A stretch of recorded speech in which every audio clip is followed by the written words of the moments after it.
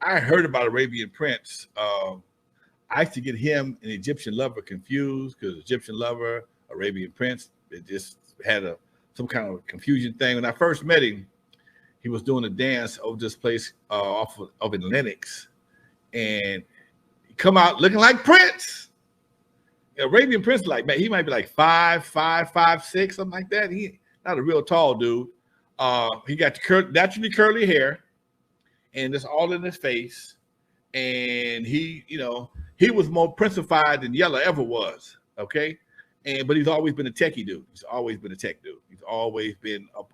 He's a smart dude, always up on the tech game. And we didn't connect right away, but we eventually circled back. Him and Unknown started working together on a lot of stuff. And he's into comic books, and so that's where they came up with the X-Men and all the other comic book knockoff stuff. I remember went to his house one time, and he got a whole collection on the wall of unopened Beanie Babies and all kind of Star Wars shit. And I'm like, he might be crazy. I ain't never seen a grown man with this kind of shit. I'm like, I ain't got no Beanie Babies. I don't, but he understood collectibles. He understands collectibles. That's certain. I might collect some shit, but it probably wouldn't be Beanie Babies. Anyway, that was always his get out. He always had the nicest cars and some of the baddest women, and that he's no kids. Golf. He said he's semi-pro. I think he's playing for his pro card right now because he plays every day. Every day. Every time I talk to him, he's getting off a plane in a tournament, and being from N.W.A, he had a celebrity status. So it all works out for him. And good dude overall. I was just with him. We were together. We was at the something together last week. I forgot where we were. We were somewhere together last week. Yeah, hanging out. That's what's up. Shout out to Arabian Prince. Before we continue, we're about halfway through the show. I'm going to ask everybody to hit that like button if you haven't already.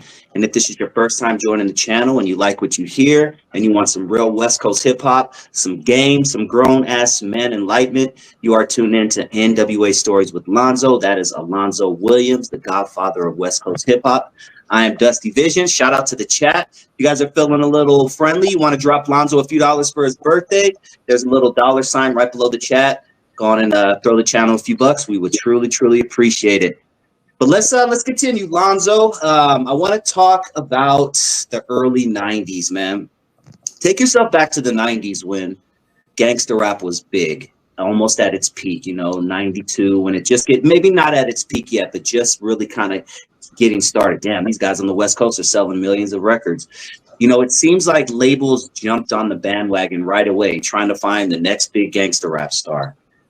What do you think, or what do you know about what went on in the average meeting when they were getting together, discussing what kind of music, when the executives were discussing what kind of music to put out and what kind of artists to release? Usually what they would do, and this is how you got Ruthless, how you got Bad Boy, and so many other labels. Most of the time, the big labels did not want to have a direct relationship with the gangster rappers. They would give somebody a record deal or a production deal and bring in an imprint label like a Ruthless or a Death Row and let them handle all the dirty work. They would just distribute the product and control the money. But we're not dealing with these youngsters. We don't know them. We're not dealing with them. And I only want to deal with one person, whoever's in charge of the label, or somebody like a Jerry Heller who had the relationship, and he worked with Eazy. So there was a natural middleman between them. So Jerry could get all the deals, and Eazy can sign all the acts, and it was a good situation.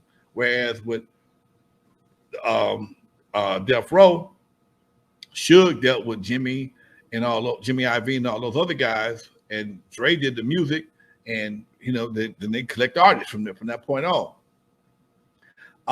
Same thing with Bad Boy. Bad Boy wasn't so much a gangster rap label, but again, it was a type of music that most executives didn't really understand. It was from the streets, so you had to have somebody from the streets to go out there and deal with it. So they give them a pile of money to create a label, and then you got guys like Master P, who was already doing their thing in the streets in Louisiana, and somebody said, you know what, I like what you're doing. I want to give you a deal. I don't want no deal. I want distribution.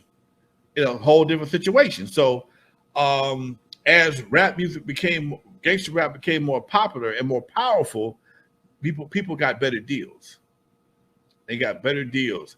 Now, did they actually tell cats to be more street? I've never witnessed that, but I can see that being a part of the conversation, being that people, one thing about record industry, they don't create anything. All they do is emulate whatever's hot, Creativity gets rejected in the beginning. Think about every artist in the beginning, especially when it came to hip hop. They wouldn't let hip hop in the Grammys. It gave him a Grammy, gave Will Smith a Grammy. They wouldn't put him on television. Nobody wanted to be bothered with hip hop because they didn't understand it. It was from the streets. So a bunch of small labels came up and made hip hop popular and gave it a platform, gave it stability. And then later on, they started signing the big acts. You know, Hammer was signed to, I forgot, Capitol. Hammer was signed to Capitol.